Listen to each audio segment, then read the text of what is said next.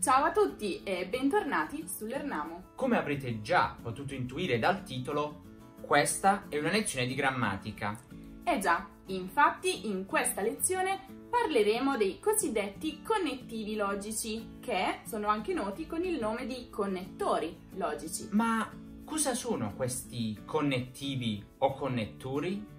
Beh, non sono altro che congiunzioni che servono a unire frasi e periodi articolando i nostri pensieri in maniera più lineare.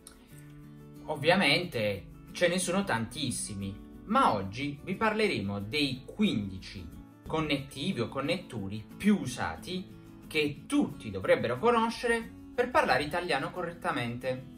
Eccoli qui. E, O, oppure, cioè, ossia, ovvero, infatti, perché, siccome, quindi, perciò, insomma, qualora, mentre. ma.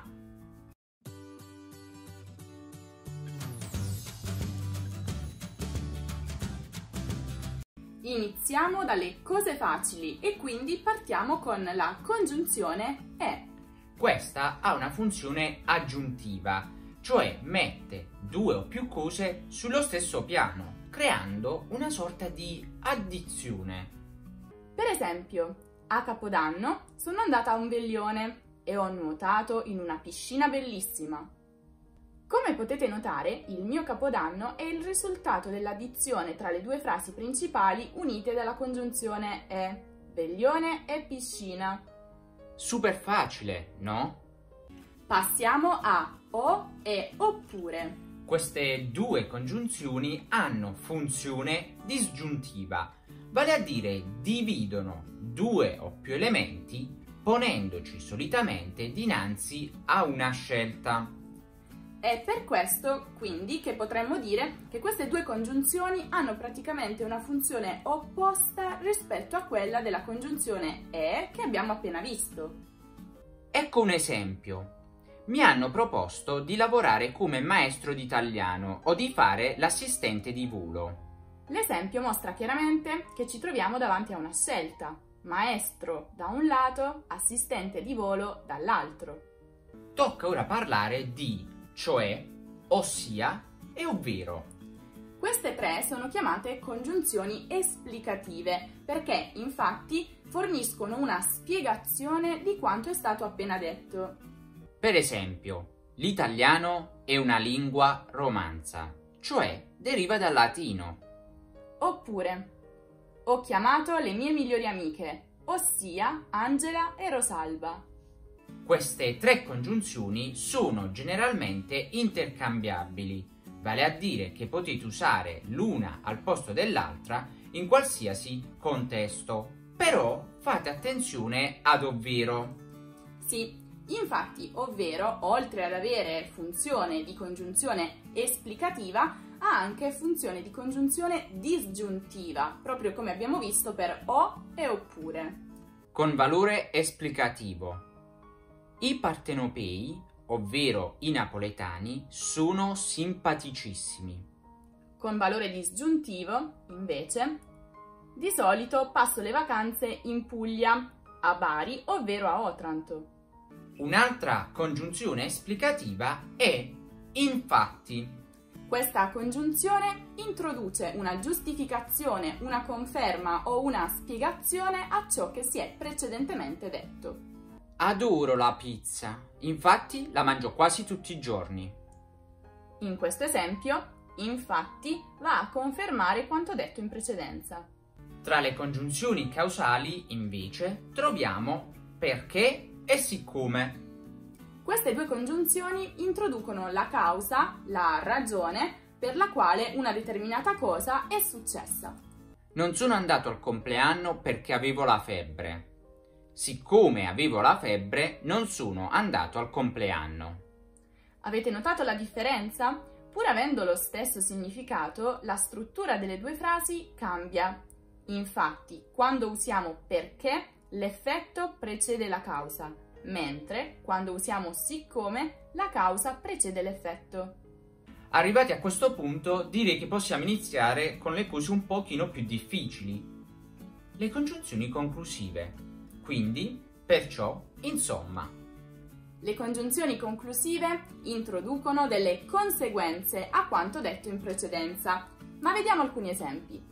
Il volo è stato cancellato, quindi non siamo partiti. La conseguenza al fatto che il volo sia stato cancellato è che non siamo partiti. I libri di grammatica costano molto e non danno grandi risultati. Tra l'altro, sono anche pesanti e ingombranti. Insomma, l'ideale sarebbe studiare online.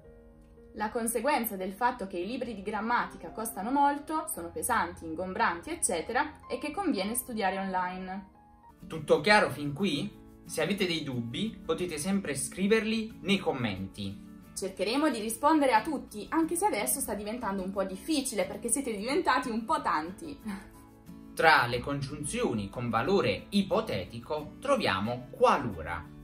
Questa, appunto, introduce un'ipotesi, quindi potremmo dire che ha lo stesso significato di se. Qualora dovessi tardare, avvertici con un messaggio. Questa frase equivale a dire nell'ipotesi in cui dovessi tardare, oppure se dovessi tardare, avvertici con un messaggio. Adesso, prima di concludere, dobbiamo parlare di altre due congiunzioni molto importanti. Sì, e la prima delle due è mentre. Dovete fare particolarmente attenzione a questa congiunzione perché può avere ben due funzioni distinte.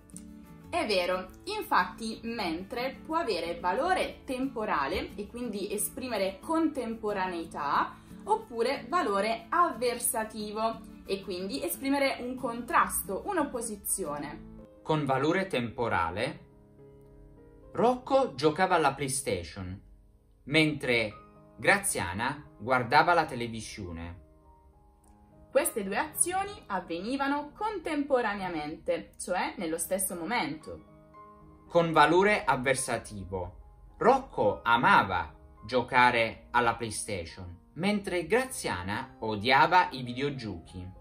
È evidente che, in questo secondo esempio, le due azioni sono in contrasto, quindi la congiunzione mentre introduce un'opposizione a quanto detto nella prima. Ehi, se sei arrivato fin qui, significa che l'italiano ti interessa seriamente e vuoi davvero migliorare e parlare bene. Però abbiamo una brutta notizia per te. La grammatica, seppur importante, non è sufficiente a parlare una lingua correttamente proprio come un madrelingua. Già, però non abbatterti. Io e Rocco, infatti, abbiamo sviluppato il primo corso al mondo che ti permette di apprendere l'italiano come se fossi in Italia, in maniera naturale e contestualizzata. Si chiama Italiano in contesto. Perché non ti iscrivi? Usando questo codice coupon che vedi sullo schermo, otterrai uno sconto del 37% al momento dell'iscrizione. Cosa stai aspettando? Fidati, ne vale la pena! L'ultima congiunzione è ma, la quale, a differenza di mentre, ha solo valore avversativo. Per esempio, gli ho fatto varie offerte, ma ha sempre rifiutato. Se volete approfondire il tema delle congiunzioni avversative, ma, però, tuttavia, eppure e bensì, vi suggerisco di guardare la lezione che abbiamo realizzato su questo tema. Il link lo trovate nella card e nella descrizione. Purtroppo, o per fortuna, questa lezione finisce qui, ma vi ricordiamo che iscrivendovi al nostro canale e cliccando sulla campanellina potrete ricevere le notifiche ogni volta che pubblichiamo un nuovo video. Quindi, cosa state aspettando? Noi ci vediamo prestissimo, alla prossima! Ciao! Se volete supportare questo canale, non dimenticate di passare dal nostro negozio online, l'Ernamo Collection. C'è tanta nuova merce!